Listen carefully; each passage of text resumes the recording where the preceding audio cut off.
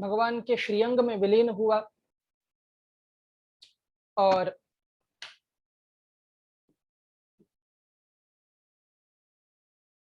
आगे फिर इस शिशुपाल के ही मित्र दंतवक्त्र और आदि असुरों को विनाश करके भगवान ने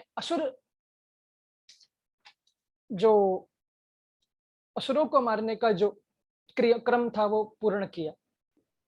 शिशुपाल और दंतवक्त्र को भी प्राणांत किया। पांडवों ने निर्विघ्न वो राजसूय यज्ञ प्रारंभ किया, जिसमें भगवान ने एक एक पांडवों को और एक एक घर के सदस्य को एक एक काम दिया। द्रौपदी को परोसने का काम सौंपा, भीम को क्योंकि खिलाते भी खूब प्रेम से थे तो खाते भी पूरा प्रेम से थे, तो भीम को खाना बनाने का, प्रसाद बनाने का वो भार भीम को सौंपा। अर्जुन लकड़ी में, नकुल और सदेव लकड़ी काट करके आए, अर्जुन को निमंत्रण देने का कार्य सौंपा कि आप संतों को, ब्राह्मणों को निमंत्रण दो। युधिष्ठिर को कहा कि आप द्वार पे खड़े रह करके सबका स्वागत करो, क्योंकि जो घर का बड़ा व्यक्ति होता है उसको द्वार पर कहीं भी कोई फंक्शन हो, हमारे घर में भी कोई अच्छा फंक्शन हो, तभी घर के जो बड़े हैं उनको द्वार पर खड़े होकर के सबका स्वागत करना चाहिए। छोटे को खड़े करना नहीं चाहिए, बड़ों को खड़े रहना चाहिए कि स्वागत उनका करो। और देखा कि इस दुर्योधन को हम क्या काम दें, क्योंकि ये दुर्योधन को अगर कुछ काम नहीं दिया तो ये अच्छे काम में भी कुछ ना कुछ गड़बड़ करता रहेगा। तो भगवान को मालूम था, क्योंकि हस्तरेखा विशेषज्ञ थे भगवान, तो दुर्योधन के हाथ को भगवान ने पढ़ लिया। इसके हाथ में ऐसी रेखा थी कि जितना इसके हाथ में पैसा आएगा उतना ही उससे ज्यादा खर्च हो जाएगा, तो इसके हाथ में ऐसी रेखा थी। तो भगवान ने सोच समझ करके इसके हाथ में वो कोषाध्यक्ष का काम इसको सौंप दिया कि तुम कोषाध्यक्ष का काम को जोड़ बाकी, और जितना विवाह में ये इस फंक्शन में खर्चा हो उसका तुम देखो। तो ये सुबह से शाम तक सबको पैसा देना, पैसा लेना, इसमें लगा रहता था, और रात में जोड़ बाकी का हिसाब करता था, तो इसको गड़बड़ करने का टाइम ही नहीं मिलता था।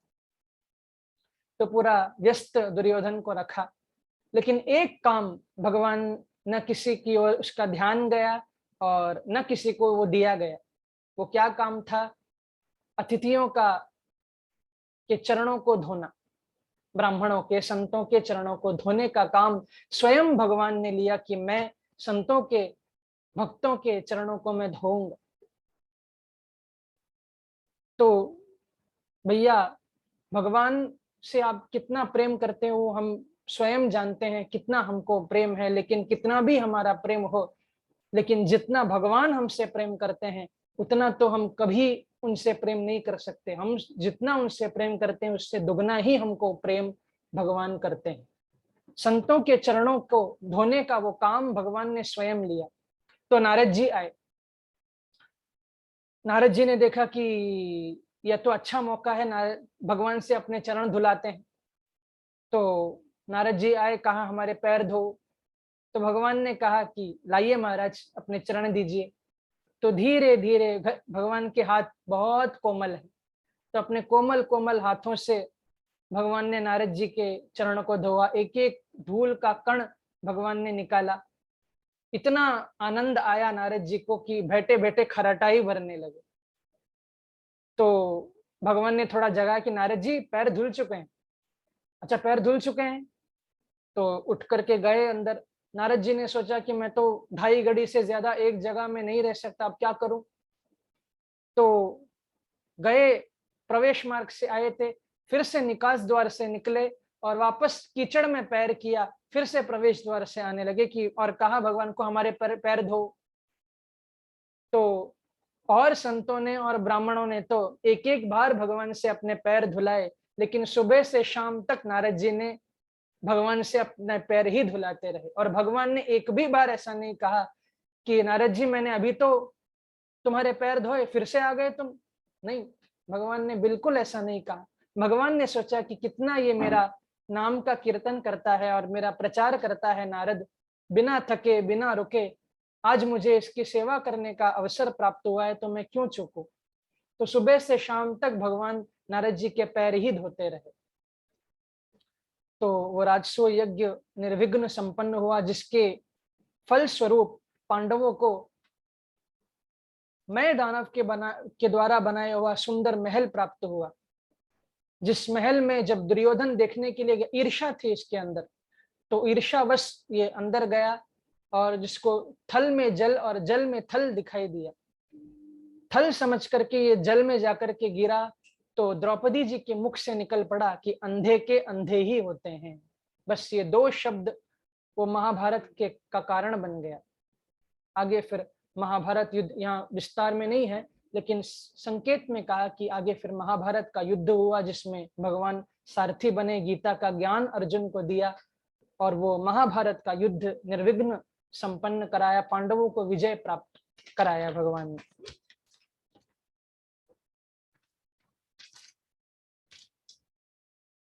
आगे श्री बलराम जी ने बलवल नाम के उस, क्योंकि रोमहर्षण सूत का, क्योंकि तीर्थ यात्रा के लिए गए थे, क्योंकि महाभारत में इन्होंने भाग नहीं लिया, बलदेव जी ने, बलराम जी ने, तो तीर्थ यात्रा के लिए गए थे, तो वहां रोमहर्षण सूत का वध इनसे हो गया। इनके बेटे को गद्दी पर उस व्यास आसन पर बिठाया और बलवल नाम के एक राक्षस का युद्ध भगवान ने कराया और तीर्थ यात्रा के लिए फिर से बलराम जी चले गए। श्री परीक्षित जी महाराज ने पूछा कि हे गुरुदेव, द्वारका में अगर किसी ब्राह्मण ने भगवान किसी भक्त पर भगवान ने कृपा की हो, तो आप उनका कथा हमको सुनाओ, क्योंकि जब से देखा हूं, जब से भगवान द्वारिका में आए हैं, या तो शादी कर रहे हैं या तो लड़ाई कर रहे हैं, तो आप थोड़ा भक्तों का चरित्र हमको सुनाओ। तो यहाँ सुखदेव जी गदगद हुए हैं और कहते हैं कि कृष्ण स्यासीत सखा कश्चित ब्राह्मणो ब्रह्मवित्तमः विरक्त इंद्रियार्थेषु प्रशांतात्मा जितेंद्रियः। परीक्षित, कृष्ण के एक सखा थे और जो ब्राह्मण थे, ब्रह्मवित्तमः, जो कोरे ब्राह्मण नहीं थे, तत्व ब्रह्म को जानने वाले ब्राह्मण थे और विरक्त थे, इंद्रियों से पूर्ण विरक्त, जितेंद्रिय थे। इतने विशेषण सुखदेव जी ने यहाँ सुदामा जी के लगा दिए कि नाम बोलना ही भूल गए। अंत में केवल क्योंकि यहाँ कहीं भी सुदामा जी का नाम भागवत में नहीं लिया गया, केवल अंत में दामचरिते आया है।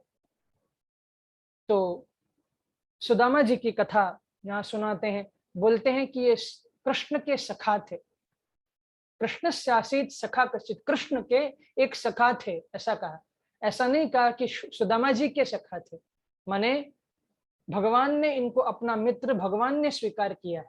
ऐसा नहीं कि सुदामा जी ने कहा कि ये मेरे मित्र हैं और भगवान ने कुछ रिस्पॉन्ड नहीं किया, भगवान ने इनको अपना मित्र स्वीकार किया है। जब भगवान हमारा संबंध स्वीकार कर लेते हैं तो इसको कहते हैं सिद्ध अवस्था। भक्ति की सिद्ध अवस्था इसी को कहते हैं। हम भगवान से संबंध बनाए, ये तो भक्ति हुई, लेकिन जब भगवान हमारे उस संबंध को स्वीकार कर लेते हैं तो उसको कहते हैं सिद्धावस्था। तो भगवान ने सुदामा जी की मित्रता को स्वीकार किया था। जब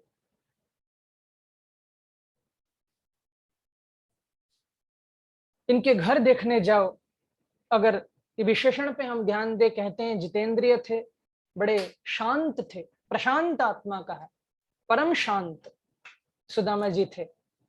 तो हमको लगता होगा कि शायद इनके बड़े बड़े बंगले होंगे, खूब बैंक बैलेंस होगा, तब घर में इनके शांति थी। तो ऐसा नहीं है। अगर इनके घर को आप देखने जाओ तो 4 दीवारी हैं, छत का कोई ठिकाना नहीं। वर्षा में, धूप में, गर्मी में उसी छत के नीचे सुदामा जी रहते हैं।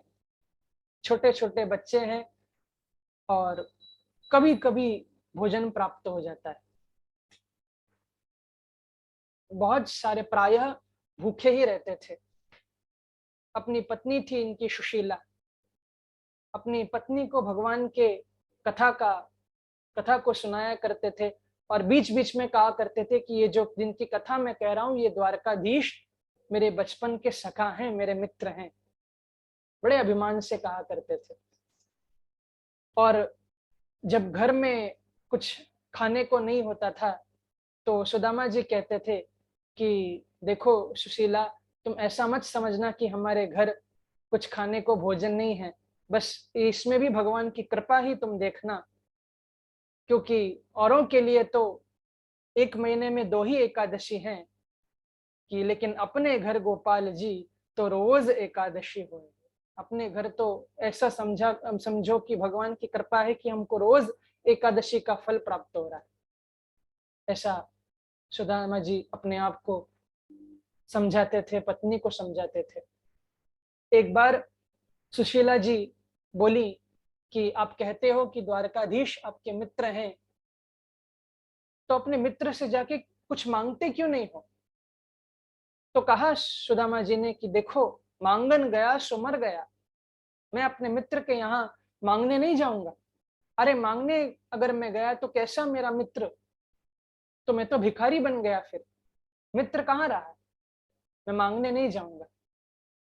लेकिन फिर सुशीला जी ने कहा कि ठीक है, आप मांगने मत जाइए, अपने मित्र का दर्शन किए हुए बहुत दिन हो गए, कम से कम दर्शन तो करने जाइए। क्योंकि सुशीला जी को ये बात मालूम थी कि अगर दर्शन के लिए जाएंगे तो खाली हाथ नहीं लौटेंगे, कुछ ना कुछ ये जरूर लेकर के आएंगे, क्योंकि उनके दर से कोई खाली आज तक नहीं लौटा है, कुछ ना कुछ तो लेकर के ही आएंगे। जब दर्शन की बात सुदामा जी को कही तो कहा सुदामा जी ने कि अयम ही परमो लाभ उत्तम श्लोक दर्शनम। सुशीला, ये तुमने बढ़िया बात कही, क्योंकि जीवन का जो परम लाभ है वो प्रभु के दर्शन में है। तीसरे दिन आपको याद हो मैंने बात कही थी कि प्रभु का दर्शन करने आप मंदिर में जाइए। अगर दर्शन का ही नियम हमने बना लिया कि हम प्रभु का नित्य दर्शन करने के लिए जाएंगे, तो हमारे घर में, हमारे परिवार में, हमारे जीवन में कोई कमी बाकी नहीं बचेगी। वो अपने आप हमारे भंडार पूरा करेंगे। बस प्रभु के दर्शन की नियम हम बनाओ, केवल दर्शन करने जाएंगे तो परम लाभ। तो सुदामा जी ने कहा कि देख सुशीला, घर में द्वारकाधीश को कुछ देने के लिए है तो मैं लेकर के जाऊं। तो सुशीला जी अंदर गई, पात्र सब खाली पड़े थे। पीछे से सुशीला जी निकली, 4 घर गई और 4 मुट्ठी चिड़वा चावल लेकर के आई। याचित्वा चतुरो मुष्टिन विप्रान पृथक तंडुलान। 4 घर गई हैं, 4 मुट्ठी चिड़वा लेकर के आई और एक फटा दुपट्टा सुदामा जी का था, उसकी 4 तय की, 4 की 8 तय की और बांध करके सुदामा जी को दे दिया कि आप ये द्वारकाधीश को भेंट करो। उस भेंट को लेकर के सुदामा जी जा रहे हैं। जब जा रहे थे तो मन में आया कि क्या भगवान हमको मिलेंगे?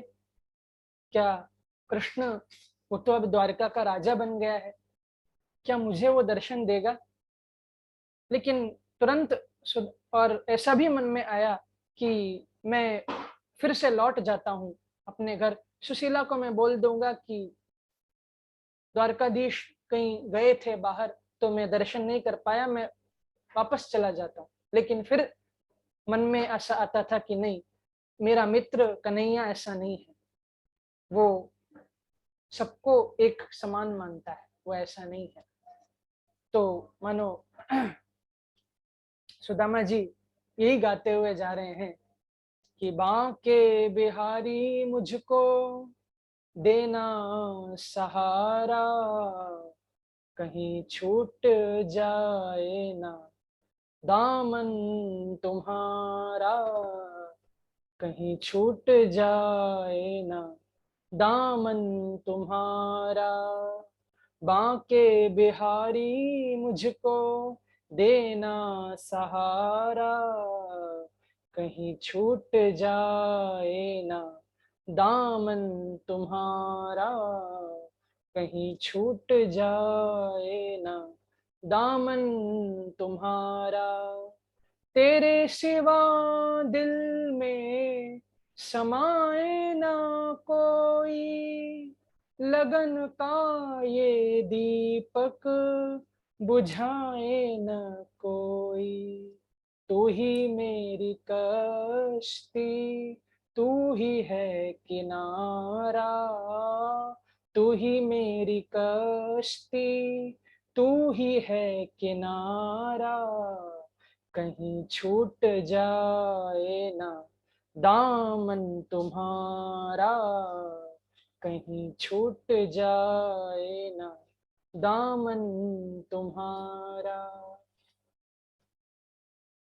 और क्या कहते हैं सुदामा जी कि तेरे रास्ते से हटाती है दुनिया, तेरे रास्ते से हटाती है दुनिया।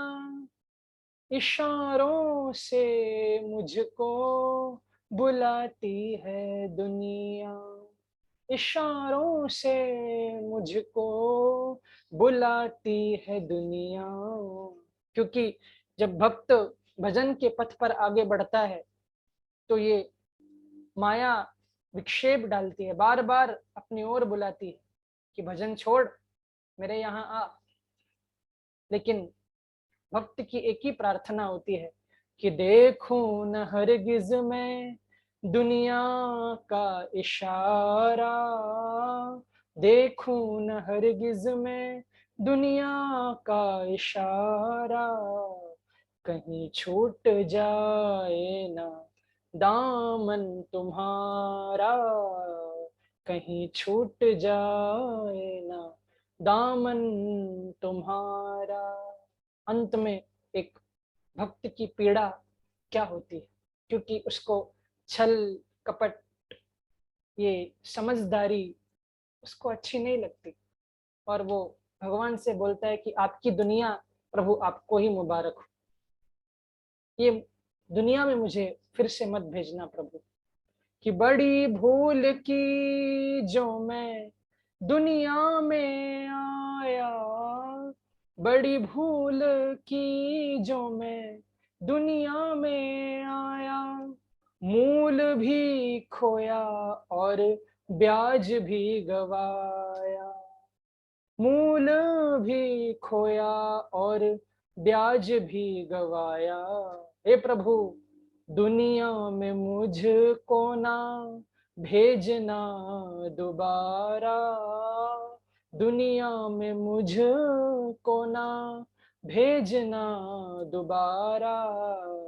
कहीं छूट जाए ना दामन तुम्हारा, बांके बिहारी मुझको देना सहारा, बांके बिहारी मुझको देना सहारा।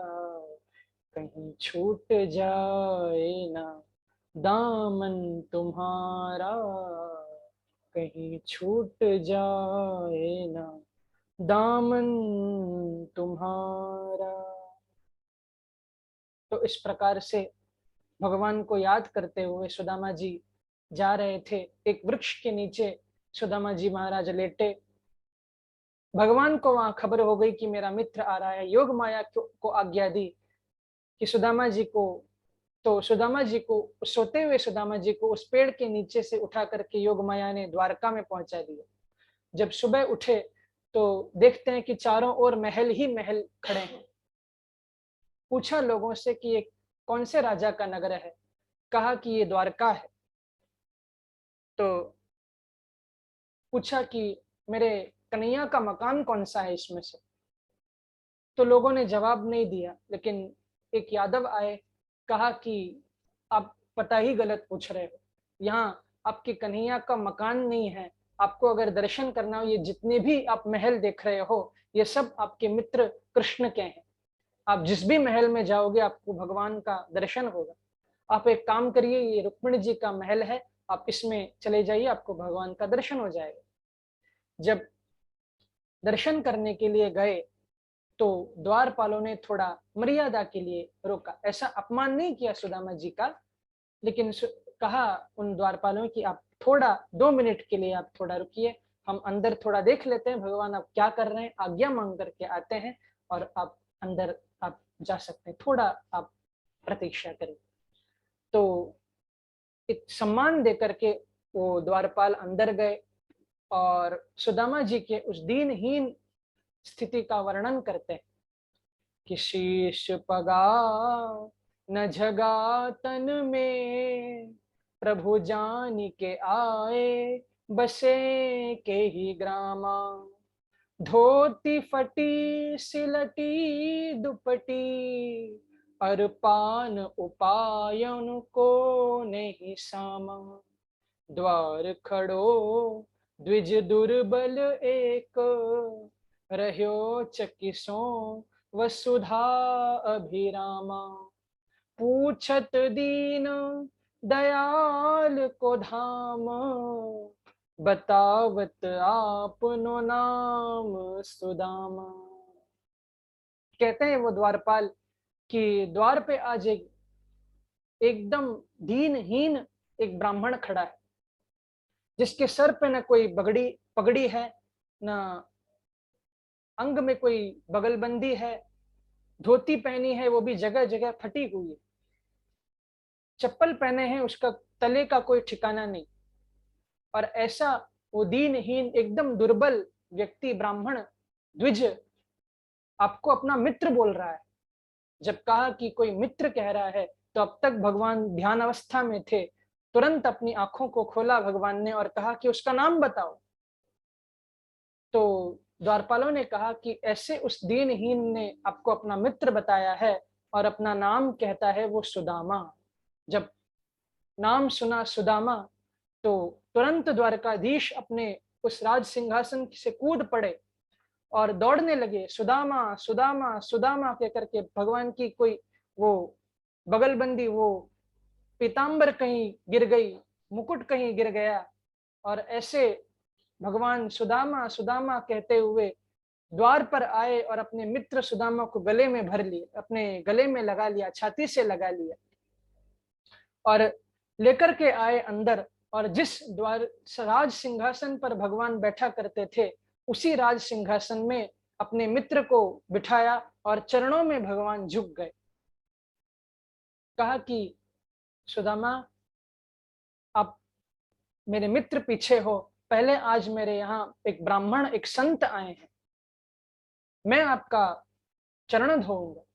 तो रुक्मिणी जी को चरण धोने के लिए झारी मंगाई, झारी में जल मंगाया, लेकिन ऐसे बेहाल बेवायन सो, पग कंटक लाग लगे पुनि जोए, और पानी परात को हाथ छो नहीं, नैनन के जल सो पग धोए। उस रुक्मिणी जी ने जो जल की झारी लाई थी, उस जल की झारी को तो भगवान ने हाथ भी नहीं लगाया, अपने अश्रुओं के जल से ही सुदामा जी के का पाद प्रक्षालन भगवान ने किया और उस कांटों को भगवान अपने दांतों से निकालने लगे। सुदामा जी बोल रहे हैं कि रो रहे हैं और कह रहे हैं कि कृष्ण तू इतना क्यों मेरे लिए कर रहा है, मैं इसके लायक नहीं हूं भैया, मैं तो एक दीनहीन ब्राह्मण हूं, तो क्यों मेरी इतनी सेवा कर रहा है। तो जब कहा सुदामा जी ने तो कहा कि मित्र तुम इतने दिन कहाँ चले गए थे, एक बार तुम मेरे पास यहाँ आ जाते, तुमने कितना देर लगा दी यहाँ आने में। तो जब भगवान ने उनका सम्मान सुदामा जी का किया तो सुदामा जी ने कहा कि मैं तो ये सोच रहा था कि कहाँ मैं एक दीन ब्राह्मण, क्या मुझे भगवान तुम याद रखोगे मेरे मित्रता को, लेकिन आज मैं कृष्ण ये जान गया कि जैसे तुम गुरुकुल में थे वैसे ही तुम आज भी हो, क्योंकि मैं आज समझ चुका हूं कि तू प्रेम ही लेता है, प्रेम ही देता है, प्रेम ही बांटता है, प्रेम में ही तू जागता है, प्रेम में ही तू सोता है। अगर प्रेम की साक्षात मूर्ति का किसी को दर्शन करना हो तो कृष्ण, जिसने तेरा दर्शन कर लिया उसने साक्षात प्रेम का दर्शन किया है।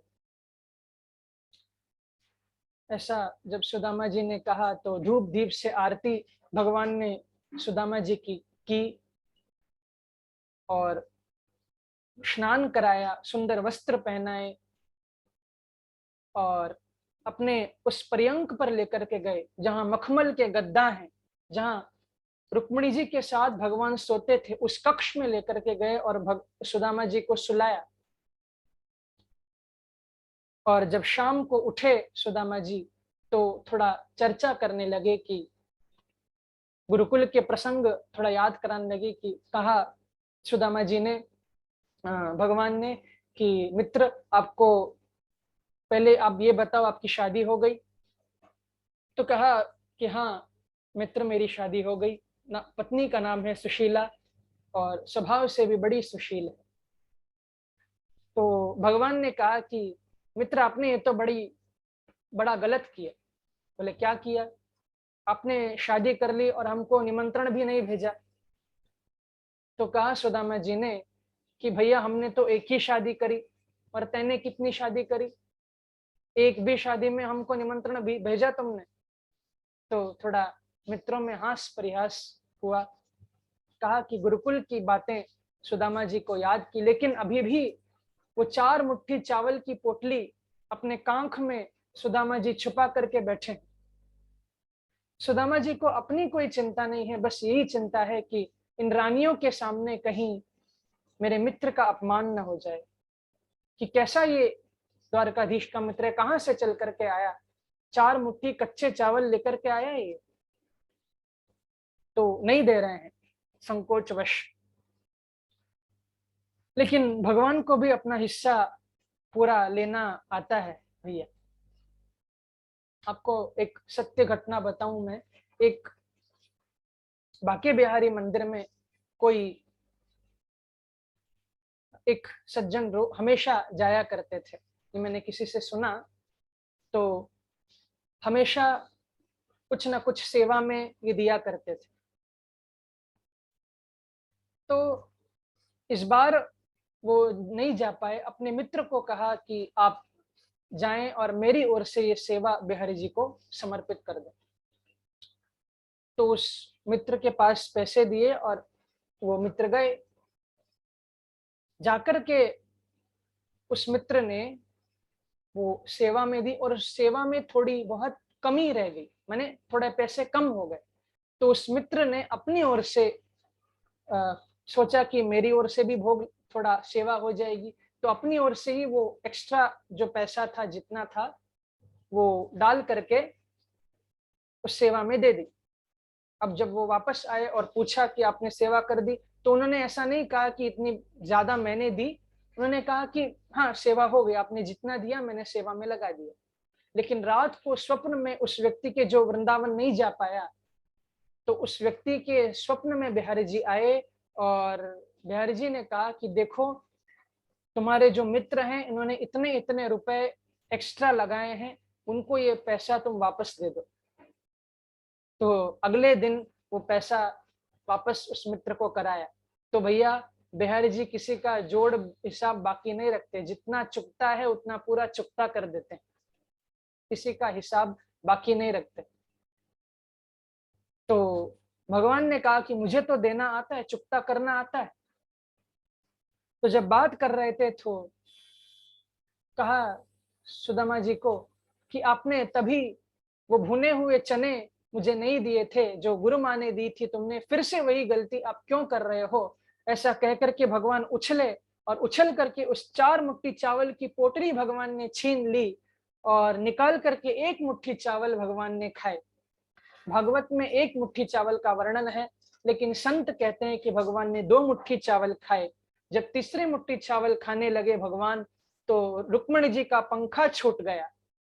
रुक्मिणी जी ने कहा कि प्रभु, इशारों में ही कहा कि प्रभु आपने 1 मुट्ठी चावल खाए तो 1 लोक का राज्य दे दिया, 2 मुट्ठी चावल खाए तो 2 लोग का राज्य दे दिया सुदामा जी को। अब तीसरी मुट्ठी चावल भी अगर खा लोगे और तीसरा लोग भी आप दे दोगे तो अपने रहने की भी कोई जगह सोची है? कहाँ रहोगे? तो कहा प्रभु ने कि रुक्मिणी जी, ये बात आपके मुंह से शोभा नहीं देती। अगर संसार में ब्राह्मण नहीं होते तो याद करिए आपका पत्र लेकर के कौन मेरे पास आता। अगर आज मैं इस ब्राह्मण को, सुदामा जी को कुछ देना चाहता हूं, आप मत रोकिए मुझे। तो अपार संपत्ति भगवान ने सुदामा जी को दी। सुदामा जी के मस्तक पर लिखा था श्री क्षय। भगवान ने उस मस्तक की रेखा को पलट करके कर दिया यक्षश्री। श्री क्षय माने जिसके पास श्री रही माने लक्ष्मी रह ही नहीं सकती, और यक्षश्री माने यक्ष कुबेर के जितनी संपत्ति भगवान ने सुदामा जी को चुपचाप पहुंचा दी। भगवान ने एक शब्द भी सुदामा जी को नहीं कहा कि मैंने ये व्यवस्था कर दी है, क्योंकि हमारे ठाकुर जी है ना, हमारे बिहारी जी गरजते नहीं है। वो जब भी देते हैं तो बरसते ही बरसते हैं। वो दूसरों की तरह गरजते नहीं है कि मैंने दिया, वो तो केवल बरसते ही बरसते हैं, बरसते ही बरसते हैं।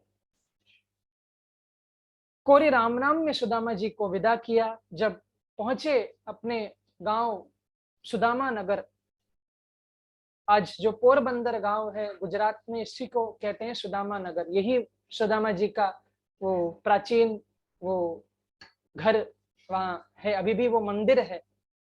क्योंकि जब सुदामा जी ने अपनी पत्नी को देखा सोने चांदी से लदी पड़ी है, तो कहा कि ये सब धन संपत्ति किसने दी सुशीला? कहा कि आप तो गए थे द्वारका, पीछे से द्वारकाधीश के सेवक यहाँ आए और ये सब धन संपत्ति देकर के चले गए। कहा सुदामा जी ने कि मैं नहीं मानूंगा। तो हाथ पकड़ करके सुदामा जी को अंदर लेकर के गई, क्योंकि जब वो सेवक आए थे तो सुशीला जी ने पहले द्वारकाधीश का वो मंदिर ही बनवाया था। उसी मंदिर में लेकर के गए सुशीला जी सुदामा जी को और कहा कि आप इनसे ही पूछो। तो दोनों प्रार्थना करने लगे तो भगवान वहां प्रकट हुए और भगवान ने कहा कि सुदामा जी, ये सब मैंने अपनी भाभी के चरणों में समर्पित किया है, आप इसका तिरस्कार मत करना, इस धन का आप सदुपयोग करना और अंत में आप हमारे धाम को ही आप दोनों प्राप्त करोगे। कर्म बंधात विमुच्यते, लब्ध भावो भगवती कर्म बंधात विमुच्यते। जो इस सुदामा जी के कथा को श्रवण करता है वो भगवान की भक्ति को प्राप्त करके कर्म बंधन से वो छूटता है।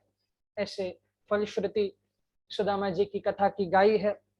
फिर अथई कदा द्वारवत्याम वसतो रामकृष्णयोः, सूर्य ग्रहण का पर्व पड़ा है, जिसमें अल्प काल के लिए ब्रजवासियों से भगवान का मिलन हुआ कुरुक्षेत्र में। और उसी कुरुक्षेत्र में द्रौपदी जी उन रानियों से भी मिली हैं। भगवान के 16,108 उन रानियों से मिली हैं और पूछा कि कैसे कैसे आपने भगवान को प्राप्त किया, ये पूछा है। वसुदेव जी नारद जी के सत्संग को प्राप्त करते हैं और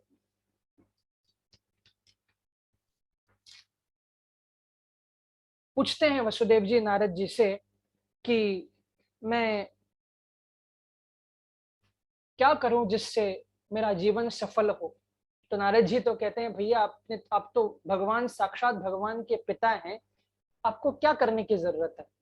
तो भगवान के को प्रणाम करने लगे वसुदेव जी, और देवकी जी को भी जब मालूम पड़ी तो प्रणाम किया, लेकिन भगवान ने माया फेर दी तो वो सब भूल गए। देवकी जी के 6 पुत्र जो मरे हुए थे उनको लेकर के देवकी जी को प्रदान किया। सबने देवकी के वो प्रसादी दूध को पी करके सब मुक्त आत्मा हो गए। श्री भगवान श्री सुखदेव जी महाराज कहते हैं कि इन श्री श्रुतदेव, मिथिला के जो राजा थे, राजा बहुलाश्व और श्रुतदेव, इन दोनों पर भगवान ने कृपा की, दोनों को अपने चरणों की भक्ति प्रदान की, दोनों को दर्शन दिया। और फिर जो वेद हैं, जो श्रुतियां हैं, इन्होंने भगवान की स्तुति गाई कि जय जय जय यजामजित दोष गर्भीत गुणाम तमसी यदात्मना समवरुद्ध समस्त भगः। ऐसा कहकर के उन वेदों ने स्तुति की। बृकासुर से भगवान शिव की रक्षा भगवान ने की। और उसके बाद फिर ब्राह्मण के बेटे की रक्षा अर्जुन के द्वारा भगवान ने कराई। महाविष्णु का दर्शन भगवान ने कराया अर्जुन का, और प्रभु का दर्शन महाविष्णु ने किया। भगवान के अप्राकृतिक विहार का वर्णन यहाँ किया। भृगु ऋषि के द्वारा ये स्थापित किया कि तीन देवों में, त्रिदेवों में पूज्य कौन, ये बताया। श्री सुभद्रा जी का विवाह अर्जुन के साथ कराया भगवान ने।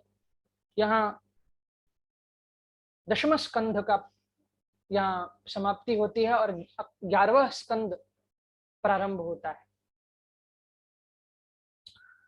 जिस 11वें स्कंद में पहले श्री वसुदेव जी का जो सत्संग हुआ है नारद जी से, उसके बारे में बताया। और नारद जी ने जिन निमि राजा और नव योगेश्वर का संवाद यहाँ सुनाया है। कवि, हरि, प्रबुद्ध, अंतरिक्ष, पिप्पलायन आदि ये 9 योगेश्वर जो ऋषभ भगवान के पुत्र थे, 9 योगेश्वर, इनके साथ राजा निमि का सत्संग हुआ। जहां भागवत धर्म के बारे में जिन निमि राजा ने पूछा, तो कवि नाम के उस ऋषि ने समझाया कि कायेन वाचा मनसेन्द्रियैर्वा बुद्ध्यात्मना वा अनुसतः स्वभावात् करोति यदि यत् सकलम परस्मै नारायणायेति समर्पयेत्। ये श्लोक श्रीमद् भागवत का ही हम आरती में बोलते हैं ना, तो ये श्लोक श्रीमद् भागवत का है और इसी प्रसंग में आता है। कहते हैं नारद श्री कवि ऋषि कि क्रम से, मन से, वचन से और देह से जो भी कार्य हो, उसको प्रभु को समर्पित करना ही भागवत कर्म है। और यही भागवत कर्म आगे जाकर के भागवत धर्म बन जाता है। भक्तों के बारे में बताया कि भक्त की श्रेणी क्या होती है, तो कनिष्ठ, मध्यम और उत्तर अधिकारी भक्त बताए हैं। जो कनिष्ठ भक्त होता है वो पूजा में, अभी मूर्ति पूजा में लगा हुआ है। जो मध्यम भक्त होता है वो भक्त और अभक्त में भेद करता है और मूर्खों पर कृपा करता है। और जो जो उत्तम अधिकारी भक्त होता है वो सब में अपने प्रभु का दर्शन करता है और प्रभु में सबका दर्शन करता है। ऐसा कहा। माया के बारे में बताया कि माया एक रूपहीन पदार्थ है, जो नहीं है उसे दिखा दे वही है माया। तो माया के बारे में बताया। जो भक्ति नहीं करते उनके बारे में, उनको क्या होता है वो बताया। फिर सत्संग के बारे में बताया आदि। ये सब बता करके वो 9 योगेश्वरों का संवाद विश्राम लेता है। आगे फिर कहते हैं कि एक बार ये शांभ आदि जो भगवान के पुत्र थे, ये सागर के तट पर खेल रहे थे। वहीं विश्वामित्रो, असितकर्णो, दुर्वासा, भृगुरंगिरा, कश्यपो, वामदेवो, वसिष्ठो, नारदादयः, ये सब ऋषि वहां उपस्थित थे। इनको मजाक सूझी तो शांभ को एक स्त्री का वेश बनाया और पेट में कपड़ा रख करके गए इन ऋषियों के पास और कहा कि इसके पुत्र होगा या पुत्री, आप बताएं। तो ऋषियों ने मजाक को समझ लिया और कहा कि तुम हमारे साथ मजाक करते हो। तो कहा कि मुशलम कुलनाशनम, इसके जब कपड़ा निकालोगे तो एक मूसल को ये जनेगी और ये मूसल ही तुम्हारे कुल का नाश बनेगा। तो जैसा उन्होंने कहा तो कपड़ा हटाया और मूसल देखा तो रेती में रितवाया और जो कील बाकी बची थी उसको तुच्छ